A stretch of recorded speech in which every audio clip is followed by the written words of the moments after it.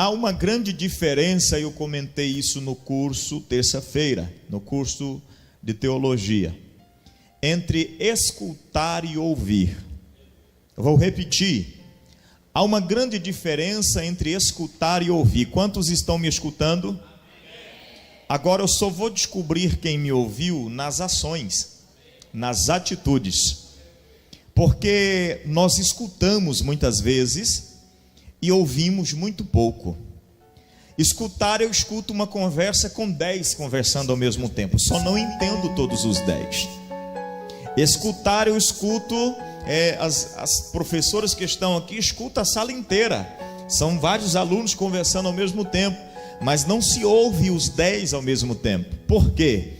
Porque nós temos uma grande dificuldade, ou melhor dizendo, nós temos uma deficiência, isso é natural do ser humano, de escutar algo e achar que foi suficiente para que nós entendamos o processo.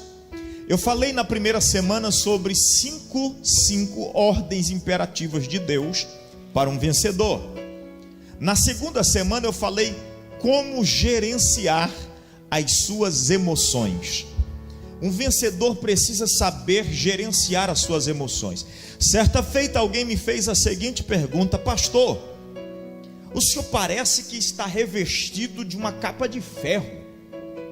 Eu nunca vi o senhor se abalar com nada. Eu disse: eu choro, irmão, escondido. E não tenho vergonha de dizer que eu choro. Tem hora que a minha alma geme diante de Deus em algumas circunstâncias. Tem momentos que eu tenho vontade de fugir e ficar escondido de pessoas e ficar sozinho por no mínimo 3 dias. Mas a grande diferença é que eu aprendi a gerenciar as minhas emoções. Porque se eu não souber gerenciar as minhas emoções, eu corro um sério risco de prejudicar aquilo que eu me propus para ser um vencedor. O apóstolo Paulo é um grande exemplo. Eu falei no dia que eu falei sobre gerenciar emoções, a respeito de um moço chamado José, que a despeito de toda dor, toda tristeza, toda angústia que passou, José em todas as suas circunstâncias soube gerenciar as suas emoções. E o momento ápice do gerenciamento de suas emoções foi quando lhe nascem 2 filhos, e o primeiro ele diz, vai se chamar Manassés, porque a dor que eu trouxe da casa de meu pai eu me esqueço. O segundo filho disse Efraim. Efraim quer dizer Deus me fez prosperar na terra da minha angústia, na terra da minha dor. Mas Deus traz aqueles que provocaram dor na vida de José, quase, olhe bem, 20 anos depois, para provocar em José justamente essa reação. Se José realmente estava ou havia aprendido a lidar com as suas emoções. E a Bíblia diz que enquanto os irmãos de José falavam um com o outro na sua língua original, porque eles não conheceram José, aí eles tocavam justamente na ferida de José e diziam: nós somos culpados da morte do nosso irmão. Porque quando José os vê, os reconhece e diz assim: vocês são quantos irmãos? Ele diz: somos 12, mas um já morreu, porque nós provocamos uma grande dor. Aí começam a falar na sua língua original, sem saber que José está entendendo, e começa a dizer assim: nós somos o culpado. Eu disse para vocês que nós não poderíamos ter feito isso. E a Bíblia diz que José está ouvindo e entendendo tudo. Se José não tivesse um gerenciamento de emoção, José tinha explodido naquele exato momento. Olhe para mim, mas quem sabe gerenciar sua emoção sabe como chegar no caminho da vitória. Nós precisamos aprender a gerenciar as nossas emoções. Eu falei na semana passada debaixo de um tema: então reaja.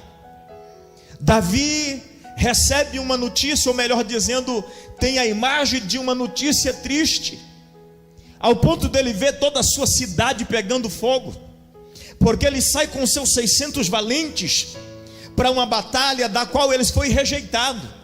Então quando eles retornam, os inimigos haviam passado na sua terra, e a Bíblia Sagrada diz que quando eles chegam na sua cidade, Ziclag, toda a cidade está pegando fogo. Meu Deus, As mulheres e os filhos haviam sido levadas. E quando eles veem aquela notícia, aquela circunstância, a Bíblia diz que os homens de Ziclag, os homens de Davi, choraram até que não houvessem mais força. Meu Deus! E aí alguém está olhando um para o outro e dizendo: vamos apedrejar Davi, porque ele é o culpado de ter nos tirado daqui. Vamos matar Davi, porque Davi é o culpado de ter nos tirado da nossa terra para ir ter ido lutar juntamente com os inimigos de Israel. E quando nós retornamos, os nossos inimigos haviam levado os nossos filhos e as nossas filhas. Então Davi toma uma decisão extraordinária. Davi toma uma decisão de reagir. A primeira reação de Davi, eu preguei aqui a semana passada, foi buscar a voz de Deus.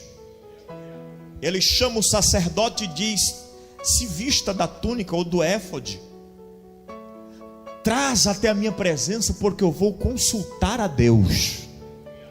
E quando ele consulta a Deus, a voz de Deus diz assim: vá, porque eu vou te devolver tudo que você perdeu.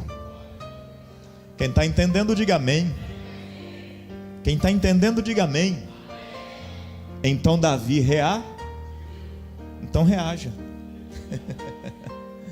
Então reaja. Está esperando o que mesmo? E hoje eu quero falar sobre o resultado da obediência. Quantas mensagens vocês ouviram até agora? Olhe para quem está do seu lado e diga assim: ó, o que vai fazer diferença na sua vida é o que você escutou e aquilo que você ouviu. Ouvir é isso, colocar em prática. Olhe para mim para você entender algo. Diz uma história que certa feita sumiram um relógio muito precioso e de repente foi convocado um grupo de pessoas para que procurasse aquele relógio dentro daquele celeiro. E aquela turma vasculha, tira tudo do lugar, coloca de volta. E depois de muito terem procurado, tomaram uma decisão e disseram: não tem como, não há como achar esse relógio, ele se perdeu. Olhe para mim para você entender. Aí diz a história que um dos jovens que ali estavam chama aquele moço e diz assim, o dono do relógio diz: o senhor me dá alguns minutos sozinho?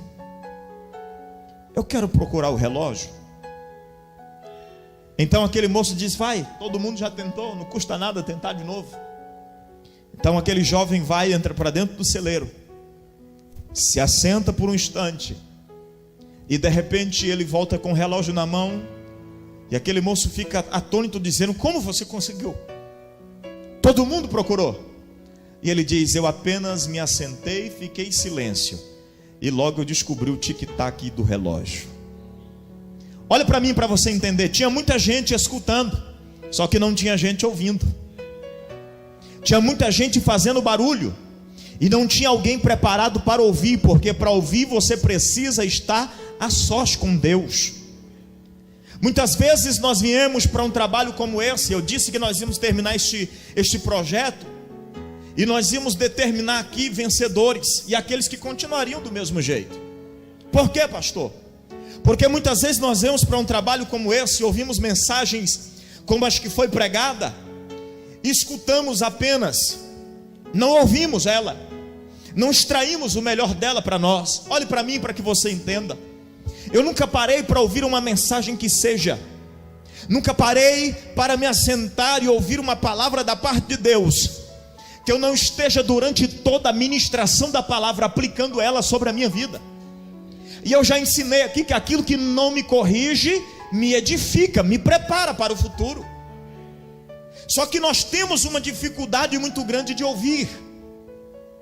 E a Bíblia Sagrada diz que aquele que ouve, olhe bem, e será que se escutares, se a voz do Senhor teu Deus, tendo cuidado de guardar todos os seus mandamentos que eu te ordeno hoje, o Senhor teu Deus te exaltará sobre todas as nações. Eu quero te mostrar nesta noite alguns homens que ouviram a voz de Deus e se tornaram vencedores. Quantos estão entendendo até agora? Eu tenho ainda 35 minutos e vou tentar te mostrar alguns. Vamos ver um texto conhecidíssimo, Gênesis capítulo 22, e a história todos conhecem, por isso eu vou ser bem rápido. Gênesis capítulo de número 22. Quantos estão ouvindo? Oh Deus. Gênesis capítulo 22, verso de número 18. Eu vou ler o 17 primeiramente. Gênesis 22, verso 17. Os que acharam, diga amém. Diz que deveras te abençoarei, e grandissimamente multiplicarei a tua semente, como as estrelas dos céus, como a areia que está na praia do mar, e a tua semente possuirá a porta dos seus inimigos. 18. E em tua semente serão benditas todas as nações da terra. Olhe para mim. Tem alguém com uma promessa de vencer nesse nível? Em ti serão benditas todas as nações da terra. Mas sabe por que isso aqui está sendo dito para este homem? Quer ver? Ah, você já descobriu. Por quê? Não, está no texto. Eu quero toda a igreja lendo comigo, que tem muitas bíblias aí. Por quê? Obedecestes? Por quê? Porque obedecestes a minha voz. Ei, Abraão, sabe por que eu vou te colocar sobre todos? Por quê, Senhor? Porque obedecestes a minha. Porque obedecestes a minha. Agora deixa eu te fazer lembrar a história. Abraão, aos 100 anos de idade, tem um filho chamado Isaac, filho da promessa, que quando chega aos 8 anos de idade, Deus fala para Abraão e diz assim: Abraão, pega teu único filho Isaac, vai até a região de Moriá, escolhe um dos montes ali. Olhe para mim para que você entenda. Não existe um monte chamado Moriá, existe vários montes na região de Moriá. Vá lá na região de Moriá, escolhe um dos montes, aí até aqui tudo bem, e sacrifica o teu filho. Que pancada no coração de Abraão, irmão. Eu disse aqui a semana passada que filhos são a corda do coração, e dei a explicação porquê desta colocação. Lá, quando Davi está com os homens, a Bíblia diz que os homens choraram até que não tivesse força por causa dos seus filhos e das suas filhas. Não fala das mulheres. Não, irmã, não é para te diminuir, é para você entender que o que mais mexeu com aqueles homens foram os filhos. Foram os filhos. Agora a Bíblia Sagrada diz que Deus está dizendo para Abraão: pega o teu filho, leva ele no monte lá em Moriá e sacrifica ele. A Bíblia Sagrada diz que Abraão levanta no outro dia pela manhã, chama os seus moços, manda preparar os jumentos e viaja por 3 dias, ele, Isaac e Sara. E os... Não, você tá acompanhando? Viajou ele, Isaac e Sara. Foi quem, irmão? Eu vou falar um grande problema que nós temos em obedecer. É porque nós achamos que para obedecer alguém tem que obedecer comigo. Olhe para mim, por favor, para que você entenda. Se a voz de Deus foi para você, é para você. Há um grande desafio para os casais do século 21. Porque nós estamos arrastando, olha aqui o que eu vou dizer para que você entenda, um problema de achar que alguém é obrigado a me seguir. A minha esposa não é obrigada a obedecer comigo. Se a voz de Deus foi para mim, eu vou fazer. Agora ela está debaixo de sujeição, diz a Bíblia Sagrada. Se ela quer me acompanhar, ela vai me acompanhar rumo com a minha promessa. Mas o que existe de gente, eu vou falar. Isso aqui não tem nada marcado, irmão. Deus mandou falar tudo agora, tá? E aí eu vou soltar o que Deus vou mandando aqui. O que existe de casais perdendo a promessa porque está colocando culpa um no outro. É culpa do meu marido que não vai comigo, é culpa da minha mulher. Se a voz de Deus foi com você, é para você. Faça o que Deus te mandou. Nenhum momento você vai ver na Bíblia Abraão dizendo: ora, Sara, Deus falou comigo nesta madrugada, e aí eu estou preparando aqui para levar o nosso filho para sacrificar. A voz de Deus foi para Abraão e não foi para Sara. E quando Deus nos chama para obedecer, um sacrifício Ele exige de nós.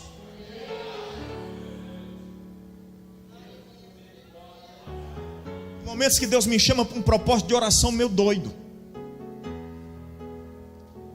Tem momentos que Deus fala comigo: eu quero estar contigo a madrugada inteira. Eu falo: meu Deus do céu, nesse cansaço que eu estou.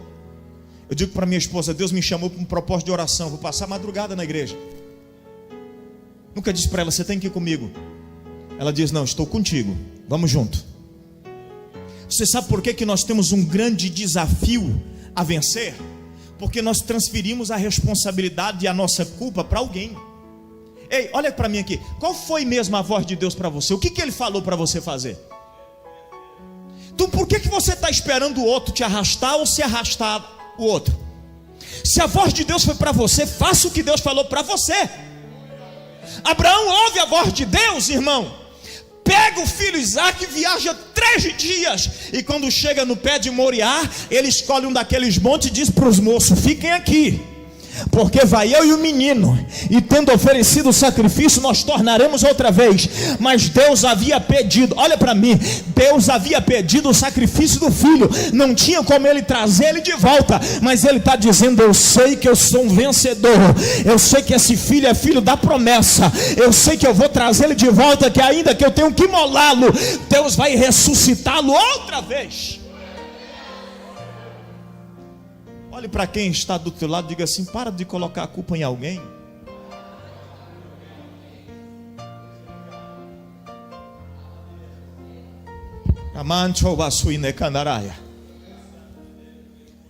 É o que mesmo que Deus está dizendo para você fazer? É o que mesmo que Deus pediu para você fazer? Abraão pega o menino, entrega lenha para ele, entrega cutelo e fogo. Aí o menino vai com um fechinho de lenha nas costas. Aí ele olha para o pai e diz assim: pai, eu já participei de outros sacrifícios com o senhor.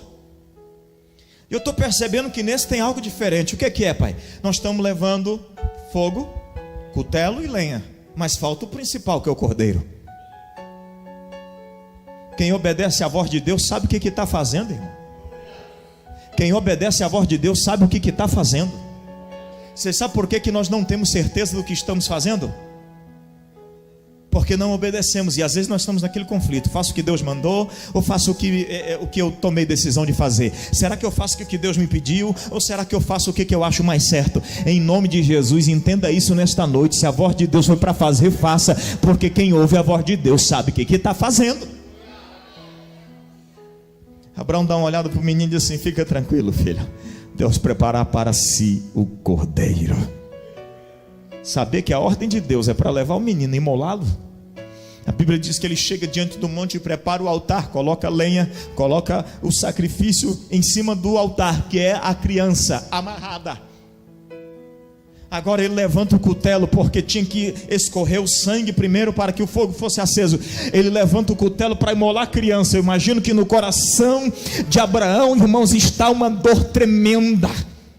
Algo que está acontecendo na mente de Abraão que pode mover qualquer homem a entrar num delírio psicoemocional. O menino está amarrado. A mãe nem sabe o que está acontecendo, porque a única notícia que ele deu foi: nós iremos até Moriá oferecer um sacrifício. Agora o cutelo está erguido e ele está dizendo: meu Deus, é agora ou nunca. E de repente, quando ele levanta o cutelo e se prepara, o anjo brada do céu, diz: para, Abraão, não faça faça isso. Deus vai te abençoar muitíssimamente, te fará grande, te fará vencedor. Quem olhar para você vai ver em você um vencedor, e todas as nações da terra serão benditas em ti. Mas por quê? Porque você obedeceu a voz de Deus.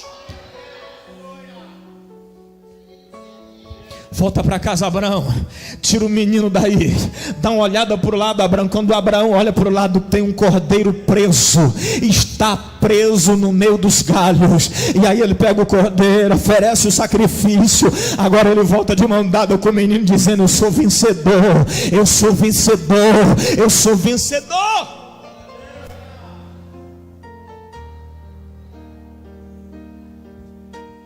Vou repetir. Ouvimos 50%. Estou jogando alto. Ouvimos 50% do que nós escutamos, dos 100% que escutamos. E praticamos menos de 10% do que ouvimos. Olha aqui para mim, para você entender. Ouvimos 50% dos 100% que escutamos. E praticamos menos de 10% do que nós ouvimos. E deixa eu te dar uma palavra aqui nesta noite, em nome de Jesus. Eu disse que em maio nós iniciaremos um projeto chamado Princípio da Honra. Quem planta honra colhe milagres. Às vezes nós ouvimos a palavra de Deus, é algo tão... o pastor está pregando uma mensagem lá. Se você soubesse o poder que existe nesta palavra, meu irmão. Esta palavra pode gerar vida, e pode gerar vida com abundância. Eu disse que nós iríamos gerar vencedores pela palavra. Esta palavra pode gerar vida, e pode gerar vida com abundância. Esta palavra pode gerar vencedores que nunca mais terão que olhar para trás e dizer: por que está acontecendo isso comigo? Toda vez que ele passar pela circunstância adversa, ele vai dizer: Deus me preparando para algo melhor. É Deus me preparando. Eu estou entendendo. Deus está só me dando a oportunidade de subir mais um degrau. Porque vencedor, quando obedece à voz de Deus, ele sabe, Romanos 8, que todas as coisas contribuem. Olhe para quem está do teu lado e diga: é tudo, não é só metade, é tudo.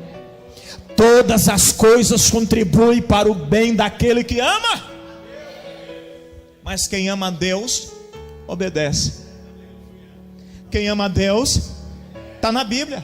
A Bíblia diz: como que vocês dizem que me amam e se não me obedecem? Não tem como você provar que me ama se não me obedece. Então quem ama a Deus, obedece. E quem obedece, todas as coisas contribuem para o seu. Eu posso ir mais para frente aqui? Posso falar de outro homem? Diz que falar da vida dos outros é bom, então vamos falar da vida desse outro rapaz aqui. Tinha muita coisa aqui, mas eu vou pular alguma coisa aqui porque o horário já está indo embora. Josué capítulo 3, vamos lá.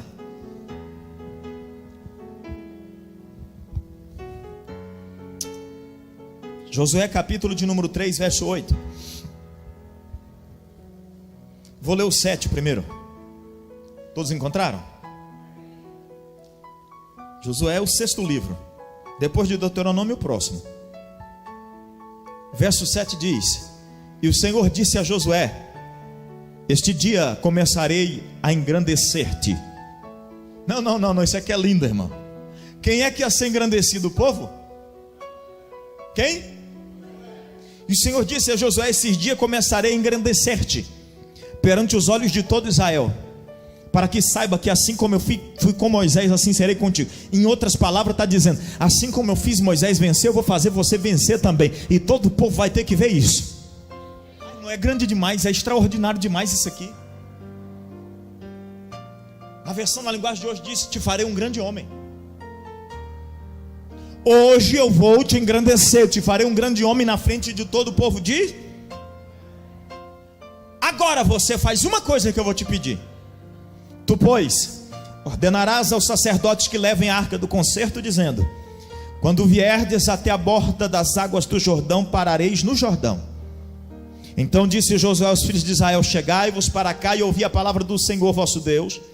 Disse mais Josué: nisto conhecereis que o Deus vivo está no meio de vós, que de todo lançará de diante de vós os cananeus, os heteus, os heveus, os ferezeus, os girgazeus, os amorreus e os jebuseus. Eis que a arca do concerto do Senhor de toda a terra passa o Jordão diante de vós. Tomai, pois, agora 12 homens das tribos de Israel, de cada tribo um homem, porque há de acontecer que assim as plantas dos pés do sacerdote, as plantas dos pés do sacerdote que levam a arca do concerto, o Senhor de toda a terra, repousem nas águas do Jordão, se pararão as águas do Jordão, e as águas de cima descem, pararão num montão. Vou fazer você entender. Estou dizendo aqui para Josué que ia fazer dele um grande, em outras palavras, um vencer. Mas a ordem que Deus dá para Josué é meia louca. Olha aqui para mim, para você entender, irmão. Eram quase 3 milhões de pessoas para atravessar o Rio Jordão. Aí Josué está olhando, dizendo assim: vamos arrumar barco para esse povo tudo? Vamos encarar o Jordão no braço e nadar até do outro lado? Aí ele fala com Deus: Deus, e aí? O que nós fazemos? A terra prometida já está do outro lado, mas tem Jordão para atravessar. Aí Deus diz: manda o povo se santificar, porque amanhã eu vou fazer maravilha no meio de vocês. Até aqui tudo bem. O povo se santifica. Aí volta a Deus e diz agora: Josué, prepara a arca do concerto, coloca os sacerdotes para carregá-la, e numa distância de 800 metros, manda os sacerdotes na frente. E quando tiver na distância de 2.000 côvados, você vai dizer para o povo começar a marchar. Para onde, Senhor? Para o rumo do Jordão. Senhor, mas é para fazer o quê? Quando chegar a arca, nós para e espera? Não, manda os sacerdotes ir e pisar dentro da água. Ei, olha para mim, você faria?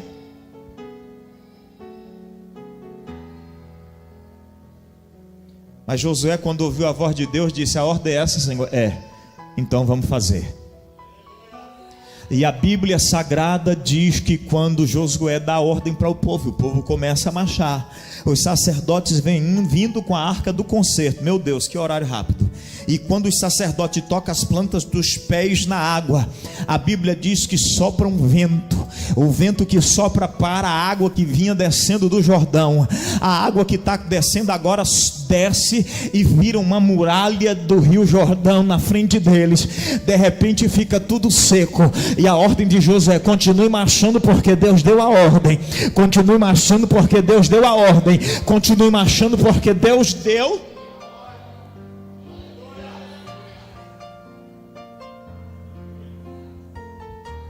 Olha aqui.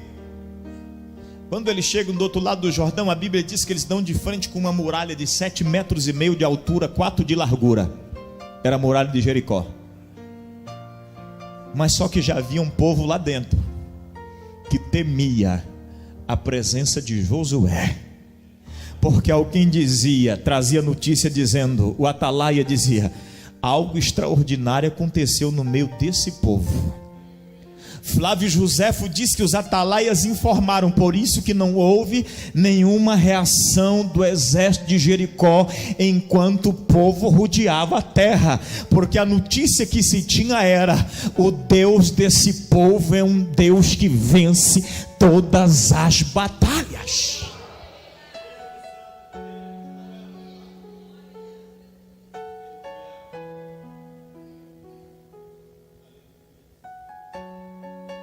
Vou fazer uma pergunta só: como você tem ouvido a voz de Deus?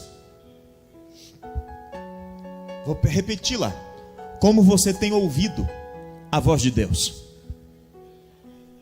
Quer ver que vai aumentar a glória? Como você tem escutado a voz de Deus?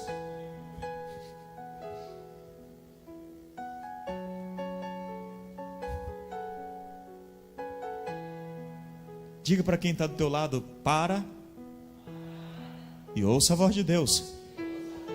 Porque enquanto você estiver em movimento, você só vai escutar e não vai entender nada.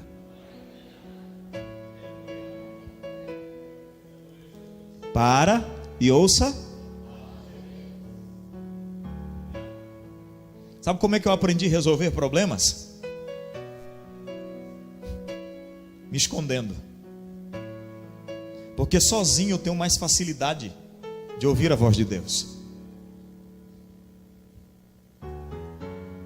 De alguém me disse: pastor, o senhor tem um propósito de oração aí? Fiquei sabendo, disse, meu Deus do céu, notícia ocorre sim. Tem como eu orar com o senhor? Disse assim, e se eu disser que não, você vai ficar magoado? Porque eu estou num processo para ouvir a voz de Deus, e eu não consigo ouvir a voz de Deus no meio de barulho. Eu preciso me retirar sozinho. Você sabe qual que é o nosso grande problema? É que nós queremos ouvir a voz de Deus no meio da multidão, correndo atrás de resolver problema. Nós queremos ouvir a voz de Deus ligando para o banco e pedindo um financiamento. Nós queremos ouvir a voz de Deus tentando com os advogados resolver problemas. Queremos ouvir a voz de Deus agindo do nosso jeito. Não sei por que eu estou falando disso, mas Deus mandou dizer aqui agora, segura lá, para e ouça a voz de Deus. Porque enquanto você estiver tentando do teu jeito, não vai ouvir. Tu pode até escutar, mas não vai entender nada.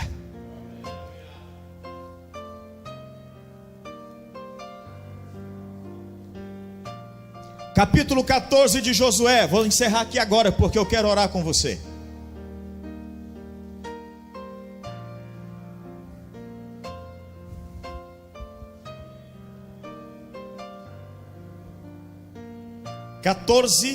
Verso 7. Posso ler? Da idade de 40 anos era eu, quando Moisés, servo do Senhor, me enviou de Cades Barneia a espiar a terra. E eu lhe trouxe resposta como sentia no meu coração. Mas os meus irmãos que subiram comigo fizeram derreter o coração do povo. Mas eu, porém, perseverei em seguir o Senhor, meu Deus. Sabe o que ele estava dizendo? Quando eu ouvi a voz de Deus disse que nós íamos vencer. Então eu mantive na mesma posição que Deus me disse que ia fazer. Lá em Números, diz a história que Moisés manda 12 espias para espiar a terra. Mas quando os 12 chegam, eles olham para os moradores da terra de Jericó. Daí você precisa entender por que um muro desse tamanho, 7,5 metros de altura, 4 de largura, a Bíblia diz que tinham casas construídas sobre as muralhas de Jericó. Porque lá viviam os filhos de Anaquim, eram gigantes. Era aqueles mesmo que geraram lá Golias para o campo de batalha em 1 Samuel. A Bíblia Sagrada diz que a voz de Deus tinha dito assim, ó: vão lá, espiem a terra, porque eu entreguei a terra na mão de vocês. Mas quando os 12 homens chegam, eles voltam 40 dias depois desesperados, porque eles tinham visto o gigante. E Moisés pediu uma prova que a terra realmente era terra boa. Trouxeram um cacho de uva segurando 2 homens. Você já viu? Nem eu, mas lá tinha. Trouxeram um cacho de uva sendo carregado por 2 e chegaram em Moisés e disseram: Moisés, realmente a terra mana leite e mel. A terra produz tudo que Deus falou que produz. Só que nós não cremos que nós vamos vencer aquele povo, porque diante deles nós somos como gafanhotos.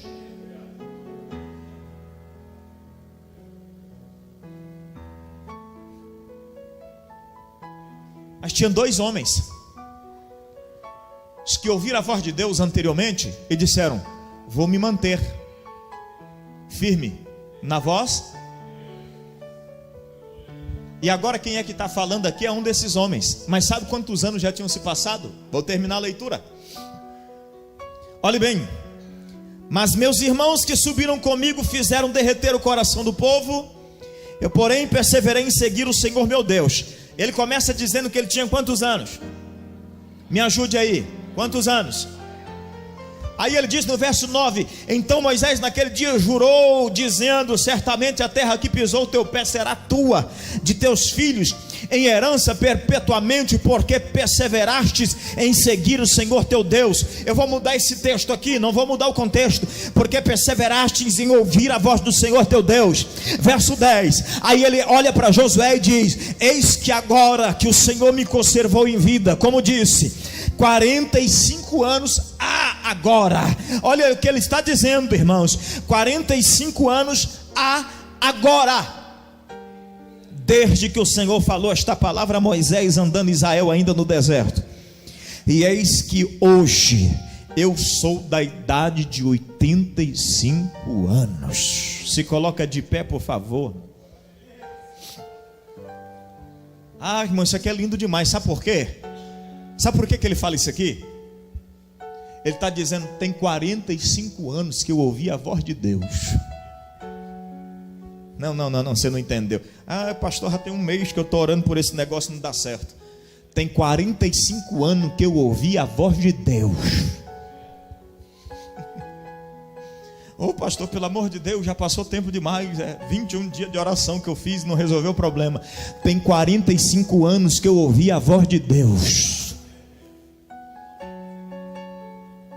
E eu não desisti.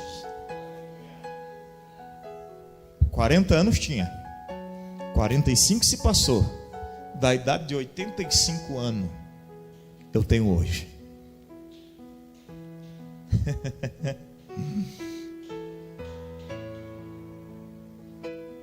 Verso 11: e ainda hoje eu estou tão forte como no dia em que Moisés me enviou. Qual a minha força então era, tal é agora a minha força para a guerra, para sair e para entrar. Parece um poema, mas é um homem de 85 anos falando esse negócio, meu irmão. Bico de papagaio. Problema na coluna, artrose, reumatismo. 85 anos. Ele está olhando para Josué e dizendo assim: Josué, tem 45 anos que eu ouvi a voz de Deus e não deixei de ouvi-la desde então. Aí Josué dá uma olhada e diz: rapaz, não faz isso não. Você sabe que lá, a terra que você está me pedindo, porque ele pediu a terra de Hebron, a terra que você me pediu foi onde concentrou todos os filhos de Anaquim, só tem gigante. Aí, em outros termos, Josué estava olhando para ele dizendo: velho, não, Josué estava dizendo: rapaz, tu está muito velho já para esse negócio, para com isso. Aí ele olha e diz assim: dá com a mesma força que eu tinha quando Moisés me enviou, eu tenho agora. Sabe por que ele está dizendo isso? Ele está dizendo: porque ainda estou firme na promessa do Senhor. A mesma voz que me falou há 45 anos atrás é a mesma que vai me fazer entrar, pelejar, guerrear e tomar a terra dos Anaquins.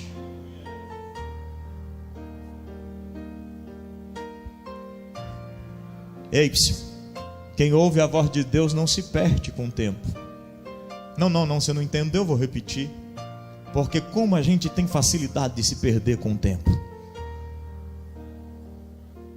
E a gente acha que Deus é obrigado a realizar no nosso tempo. É ou não é? Deus, eu estou entrando num propósito de oração 21 dias.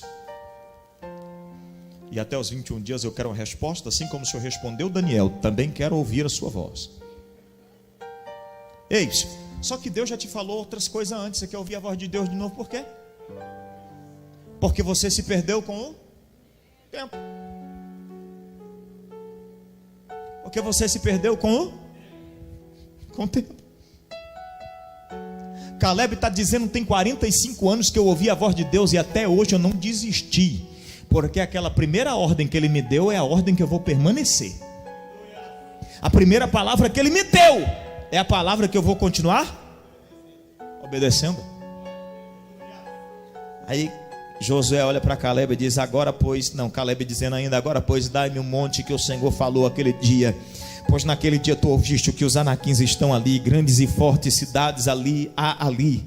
Porventura o Senhor será comigo para expelir. Meu Deus, como o Senhor disse. Olha aqui para mim, irmão. O Senhor será comigo para poder colocar aquele povo para correr de lá, como o Senhor disse. Aí alguém está pensando, mas tem 45 anos que o Senhor disse. Em Deuteronômio, Deus já tinha respondido para o povo de Israel: eu não sou filho do homem para que minta, e não sou homem para que se arrependa do que eu falo. Ei, olha para mim, quem deu essa palavra foi Moisés, para todo o povo reunido ainda, estando lá em Cades Barneia. Agora, quando Josué, o Caleb, dá essa notícia, ele está dizendo: eu sei quem é o Deus que foi dito, eu sei quem é o Deus que foi falado, eu sei quem é o Deus que me deu a palavra, porque Moisés já nos avisou há 45 anos atrás quem é ele. Quando ele fala, ele não muda o que fala. Quando ele diz, ele não muda o que diz. Já tem 45 anos que ele falou, mas eu ainda estou firme na mesma palavra que ele me deu. Eu vou entrar e Deus vai me fazer vencer.